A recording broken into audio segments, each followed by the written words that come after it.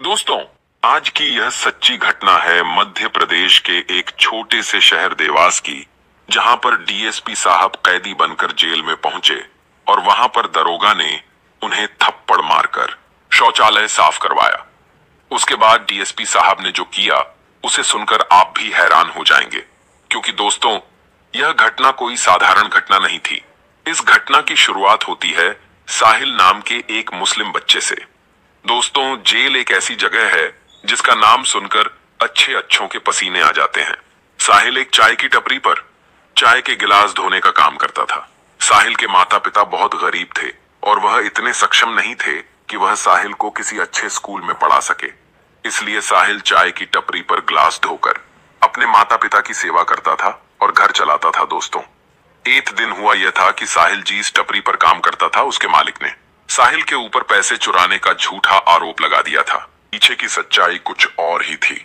दरअसल साहिल के मालिक की दुकान में से पैसे साहिल नहीं बल्कि उसी मालिक का बेटा अभिनव चुराता था। जब साहिल ने यह बात अपने मालिक से की तो मालिक अपने बेटे से पूछने की बजाय साहिल को पीटने लगा और साहिल को कहने लगा कि तेरी इतनी हिम्मत कैसे हो गई? तू मेरे बेटे को चोर कैसे बोल रहा है? क्या मेरा बेटा चोर है? क्या मैं अपने बेटे को पैसे नहीं देता हूं जो वह मेरे गल्ले से पैसे चुराएगा? तब साहिल के जो मालिक रहते हैं वह मालिक साहिल के खिलाफ थाने में झूठी रिपोर्ट लिखवाकर उसे जेल में बंद करवा देते हैं। अब दोस्तों, कुछ दिन हुए थे और साहिल को चोरी के इल्जाम में 3 महीने की जेल की सजा होने वाली थी। लेकिन वहीं पर संजीव वर्मा नाम के डीएसपी साहब अपने पद पर नियुक्त थे। दोस्तों, संजीव वर्मा बेहद ही करुणामय एवं कर्तव्यनिष्ठ अधिकारी थे। संजीव वर्मा दोस्तों, हुआ यह था कि जब उस थाने में साहिल को 3 महीने की जेल हुई तो संजीव वर्मा जो डीएसपी साहब थे वह साहिल से पूछते हैं कि तुम्हें यहाँ पर जेल क्यों हुई है? तब वह साहिल बताता है कि साहब, मुझ पर झूठा आरोप लगाया गया है। मुझ पर मेरे मालिक ने रोजाना RSN 100 रुपए चुराने का आरोप लगाया है, जिसकी वजह से मुझे यहाँ पर जेल हुई है। अब डीएसपी साहब को यह तो नहीं लगा है। डीएसपी साहब अपने काम में व्यस्त हो जाते हैं और साहिल को थाने में से निकालकर बड़ी जेल में भेजा जाता है। अब दोस्तों, कुछ समय बीतते गए और साहिल जेल में बहुत परेशान था। रोजाना जेल में वह बहुत रोता था, अपने माता पिता को हमेशा याद करता था। अब दोस्तों, साहिल के माता पिता इतने सक्षम नहीं थे कि वह साहिल का केस लड़ पाते और साहिल की जमानत करवा पाते और साहिल को जेल से बाहर निकाल पाते, क्योंकि दोस्तों साहिल अपने माता पिता का इकलौती औलाद था और घर में कमाने वाला केवल साहिल ही था। दोस्तों, जब साहिल के माता पिता साहिल से मिलने जेल में जाते हैं तब साहिल अपने माता पिता को बताता है कि यहाँ पर मेरे ऊपर बेहद अत्याचार हो रहा है। कुछ कैदी मुझसे रोजाना कपड़े धुलवाते हैं, मुझसे झाड़ू निकलवाते हैं, मुझे बेवजह मारते हैं, मेरा खाना छीन लेते हैं, मुझे चैन से नहीं जीने देते हैं। तब यह सुनकर साहिल के माता पिता बहुत रोते हैं और साहिल को कहते हैं कि बेटा, पता नहीं उस रब ने हमारे जीवन में कितने दुख लिखे हैं। अब दोस्तों, वह जो जेल थी वह साधारण जेल नहीं थी। उस जेल में बहुत गलत काम हो रहे थे। नए नए कैदियों के ऊपर अत्याचार हो रहे थे, मादक पदार्थों की तस्करी हो रही थी। सभी कैदी अपनी अपनी गैंग बनाकर रहते थे और छोटे असहाय अकेले लोगों को देखकर उनके ऊपर भड़ास निकालते थे, उनके साथ मारपीट करते थे। दोस्तों, जेल की ऐसी ही जिंदगी होती है।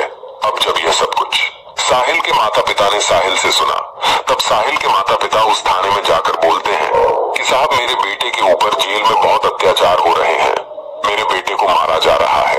तब साहिल के माता पिता जिस दरोगा के सामने यह सब बोल रहे थे वह दरोगा उनके माता पिता को धक्के मारकर थाने से बाहर निकाल देता है और वह दरोगा बोलता है कि तुमने अपने बेटे को क्या शिक्षा दी है? पैसे चुराने की चीज थाली में खाए, उसी में छेद करने की, जाओ यहाँ से और आज के बाद यहाँ पर आना मत। जब 3 महीने बाद तुम्हारा बेटा जेल से छूट कर आएगा तब उसे जेल में ही लेने चले जाना। अब दोस्तों, वहां पर जब दरोगा ने साहिल के माता पिता का अपमान किया तो साहिल के माता पिता घर आकर बेहद रोए। दूसरे दिन जब साहिल के माता पिता थाने गए तो वहां पर डीएसपी साहब बैठे थे। जब साहिल के माता पिता ने डीएसपी साहब को यह सब घटना बताई तो डीएसपी साहब ने कहा कि ठीक है, मैं आज शाम को जेल जाता हूँ और वहां पर जाकर देखता हूँ कि तुम्हारे बेटे के साथ किन लोगों ने अत्याचार किया है और कौन लोग तुम्हारे बेटे के साथ जबरदस्ती कर रहे हैं, परेशान कर रहे हैं। अब दोस्तों, साहिल के माता डीएसपी साहब के सामने हाथ जोड़कर और यह सब घटना बताकर चले जाते हैं। अब होता यह है कि शाम के वक्त जब डीएसपी साहब उस गरीब मासूम बच्चे की सहायता करने के लिए जेल के दरवाजे पर जाते हैं और जब वह साहिल से पूछताछ करते हैं तो साहिल घबराया हुआ था और साहिल किसी का भी नाम नहीं बताता है, क्योंकि दोस्तों साहिल को उस जेल में ही रहना था। अगर साहिल गलती से भी उन कैदियों का नाम बता देता जो साहिल को परेशान कर रहे थे तो वो कैदी और साहिल का जीना हराम करते थे, क्योंकि दोस्तों जेल के अंदर ऐसा होता है कि कैदियों का आपस में लड़ना माफ होता है। कैदी अगर आपस में कुछ भी करे तो पुलिस वाले बस थोड़ा सा डांट फटकार के उन्हें अलग कर देते हैं। लेकिन दोस्तों अब साहिल डीएसपी साहब से कुछ भी बातें नहीं बताता है। अब डीएसपी साहब को उस लड़के के लिए बुरा जरूर लग रहा था, क्योंकि डीएसपी साहब हमेशा सबके प्रति दया भावना से देखते थे। डीएसपी साहब को यह जरूर पता था कि साहिल उसके माता पिता का इकलौता बेटा है और अगर गलती से भी जेल में साहिल को कुछ ऊंचा नीचा हो गया तो जेल से बाहर निकलने के बाद साहिल के माता पिता का ध्यान कौन रखेगा। अब दोस्तों साहिल और डीएसपी साहब को यह सब नहीं बताता है तो डीएसपी साहब जेल से वापस अपने ऑफिस आ जाते हैं। ऑफिस में डीएसपी साहब बैठकर कुछ देर अपना दिमाग लगाते हैं और वह यही सोचते हैं कि आखिर उस बच्चे पर हो रहे अत्याचार का जिम्मेदार कौन है। क्या मैं जो डीएसपी पद पर हूँ मैं हूँ या उस जेल के अंदर जीतने भी दरोगा है। वह है अब डीएसपी साहब को उस बच्चे को तो बचाना था, क्योंकि उस बच्चे के ऊपर बहुत अत्याचार हो रहे थे और जेल के अंदर हिंदू मुस्लिम का भेदभाव भी बहुत हो रहा था। तब दोस्तों डीएसपी साहब दिमाग लगाकर कैदी के कपड़े पहनकर उस जेल के अंदर जाते हैं। अब क्योंकि डीएसपी साहब को जेल के अंदर कोई पहचानता नहीं था, क्योंकि डीएसपी साहब को यदि कोई पहचानता भी तो वह डीएसपी साहब को जेल के कपड़ों में तो बिल्कुल नहीं पहचान पाता। डीएसपी साहब कैदी के कपड़े पहनकर उस जेल में जाते हैं और यह बात डीएसपी साहब सबसे छुपा कर जाते हैं। लेकिन डीएसपी साहब जैसे ही जेल में प्रवेश करते हैं तो जेल के दरोगा भी डीएसपी साहब को नहीं पहचान पाते हैं। जब डीएसपी साहब नए नए कैदी बनकर अंदर जाते हैं तो सबसे पहले तो कुछ दरोगा उनसे पूछताछ करते हैं कि है तू यहाँ पर क्यों आया है, तेरे ऊपर कौन सा केस लगा है, चल अगर आज तू यहाँ पर आया ही है तो कुछ दिन हमारी सेवा करना, शाम को आकर मेरे पैर दबा देना, मेरे पैरों की मालिश कर देना, मेरा शरीर कुछ दिन से बहुत अकड़ा हुआ है, मेरे शरीर की भी मालिश कर देना। ये बातें वहां के दरोगा डीएसपी साहब को बोलते हैं। तब डीएसपी साहब बोलते हैं कि ठीक है साहब, मैं आपका यह सब काम कर दूंगा। अब डीएसपी साहब जेल में साहिल के पास जाते हैं और वह साहिल से दोस्ती करते हैं और साहिल के साथ जेल में घूमते हैं। तब वहां पर बहुत सारे कैदी साहिल को परेशान करते हुए दिखाई दे रहे थे। कुछ कैदी तो डीएसपी साहब को भी परेशान करने लग गए थे, डीएसपी साहब के साथ मारपीट करने लग गए थे, क्योंकि दोस्तों जेल का ऐसा दृश्य था कि अगर वहां पर कोई भी कैदी आता नया तो उस नए कैदी के साथ बहुत बुरे तरीके से वहां के पुराने कैदी पेश आते और दादागिरी चलाते हैं। दोस्तों डीएसपी साहब कैदी बनकर इसलिए भी आए थे क्योंकि उन्हें खबर मिली थी कि जेल में कुछ गलत काम हो रहा है और जेल में जीतने भी दरोगा है। वह सब मिले हुए हैं क्योंकि ऊपर से लेकर नीचे तक पैसों का वितरण होता था, पैसा बांटा जाता था, जिस वजह से जेल में दिन पर दिन अपराध बढ़ते जा रहे थे। कभी कोई कैदी किसी का सिर फोड़ देता, कभी कोई कैदी किसी को घसीट घसीट कर मारता, कभी कोई कैदी किसी पर अत्याचार करता। यह सब घटना दिन पर दिन जेल में बढ़ती जा रही थी, तो इस मकसद से भी डीएसपी साहब कैदी बनकर जेल में पहुंचते हैं। अब दोस्तों हुआ यह था कि जब शाम के वक्त डीएसपी साहब खाने के लिए लाइन में लगे हुए थे, जब सारे कैदी खाना खाने के लिए लाइन में लगे हुए थे, उसी वक्त कुछ दरोगा आकर डीएसपी साहब को बोलते हैं कि है नए कैदी, तेरा नाम क्या है। तब डीएसपी साहब अपना नाम झूठा बताकर उनसे कहते हैं कि मेरा नाम तो अभिनव है। तो वह दरोगा कहता है कि तू चल इधर आ। तब डीएसपी साहब कहते हैं कि साहब मुझे खाना खाना है, मुझे भूख लगी है, मैंने सुबह से कुछ नहीं खाया है, आप मुझे कहाँ लेकर जा रहे हैं। तो दरोगा बोलता है कि जितना बोला उतना कर, ज्यादा सवाल मत कर और हमारे साथ आ। तब वो दरोगा सबसे पहले तो डीएसपी साहब को कहता है कि चल अपने कपड़े उतार। अब डीएसपी साहब भनक जाते हैं, क्योंकि डीएसपी साहब यही सोचते हैं कि आखिर यह दरोगा कपड़े क्यों उतरवा रहे हैं, तो डीएसपी साहब कपड़े उतारने से मना कर देते हैं। तब पीछे से एक दरोगा आकर डीएसपी साहब को थप्पड़ मार देता है और कहता है कि तू ज्यादा नहीं करते हैं। फिर एक दरोगा आकर डीएसपी साहब कहता है कि जा हमारे इधर की शौचालय की सफाई करके आ। अब डीएसपी साहब यह करने से भी मना कर देते हैं तो वह दरोगा डीएसपी साहब को लाठियों से पीटने लग जाते हैं। जब डीएसपी साहब को लाठियों से पीट रहे थे तो लाठियों से पीटने के बाद डीएसपी साहब को वह वापस उस खाने की लाइन में छोड़कर आ जाते हैं जहां पर खाना बट रहा था। तब साहिल उनसे पूछता है कि भैया आपके साथ इन लोगों ने क्या किया? तब डीएसपी साहब बोलते हैं कि कुछ नहीं भाई, बस मुझे इन लोगों ने साइड में ले जाकर मारा और वापस यहाँ लाकर छोड़ दिया। तब साहिल बोलता है कि साहब जब मैं भी इस जेल में नया नया आया था तब मेरे साथ भी इसी तरह का बर्ताव हुआ था। मुझे तो कैदियों ने भी मारा था, मुझे कैदी भी परेशान करते थे और यहाँ पर यह जीतने भी पुलिस वाले थे, इन्होंने भी मुझे बहुत मारा था।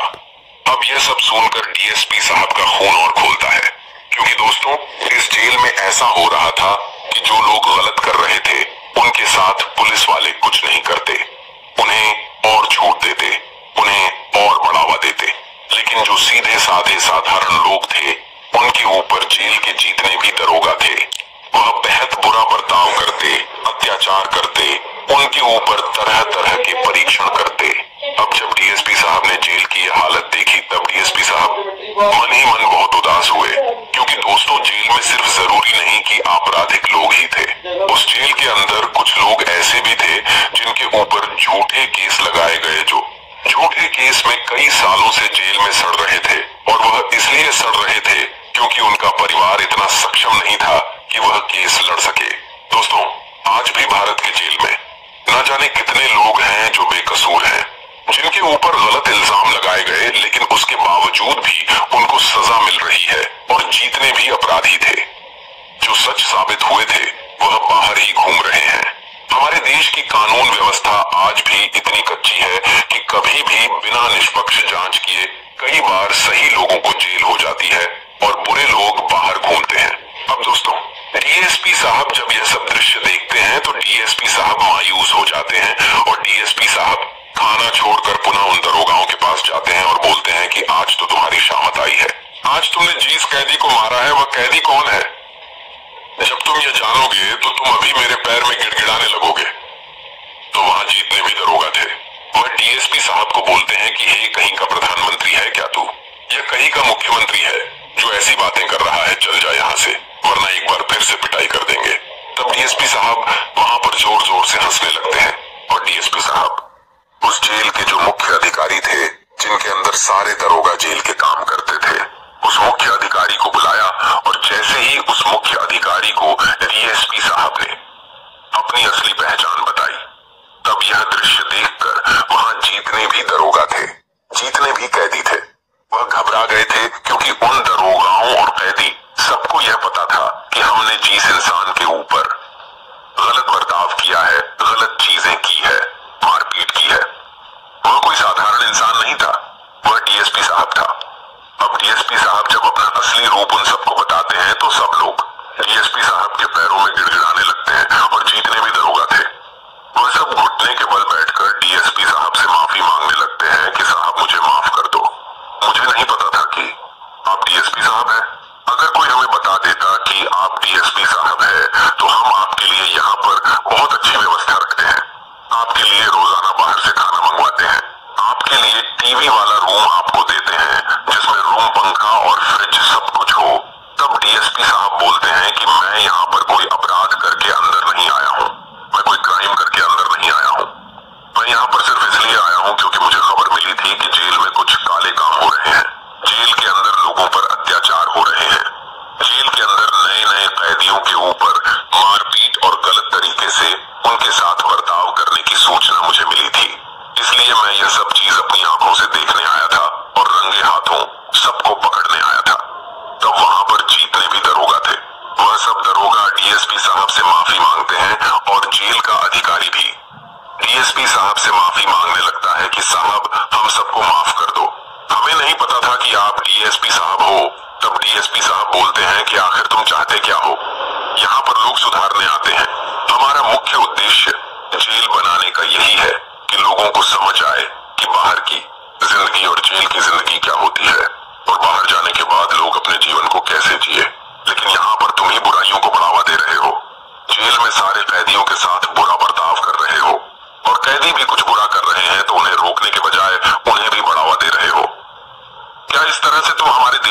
आपराधिक प्रतिशत कम करोगे? क्या इस तरह हमारा देश महान बनेगा? क्या इस तरह हमारा देश सुधरेगा? अब दोस्तों, यहाँ पर डीएसपी साहब यही कहते हैं कि क्या तुम्हें पता है कि इस जेल में कितने ऐसे लोग हैं जो बेवजह झूठे आरोपों में बंद हैं? अगर तुम उनके साथ भी ऐसा ही बर्ताव करोगे तो फिर वह लोग बाहर जाकर क्या कहेंगे लोगों से? क्या करेंगे वह बाहर जाकर? तब सारे दारोगा एसपी साहब से माफी मांगते हैं और दरोगा साहब उस जेल में जितने भी अधिकारी थे, डीएसपी साहब उन दरोगा को निलंबित करवा देते हैं।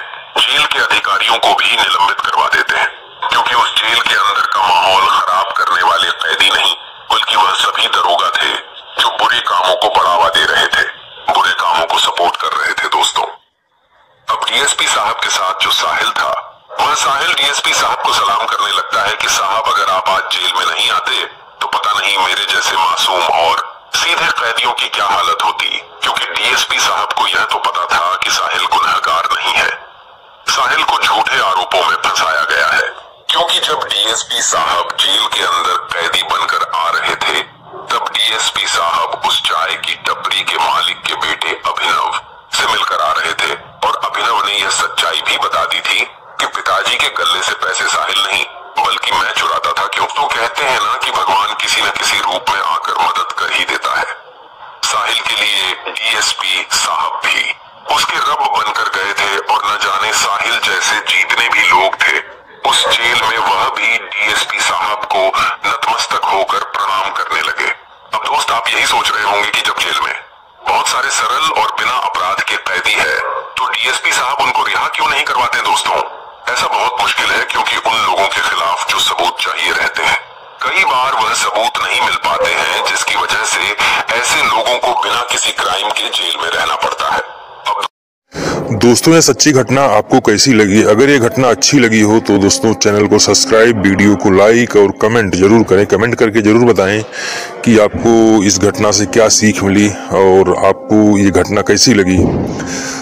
दोस्तों, इस सच्ची घटना को बताने का मेरा उद्देश्य यही है कि आप इससे कुछ सीखें और अपने जीवन में सतर्क रहें, सावधान रहें, क्योंकि ऐसी घटनाएं बहुत सारी होती हैं कि जो किसी के नॉलेज में नहीं आती हैं और निर्दोष लोगों को जेल में जाके सज़ा दी जाती है।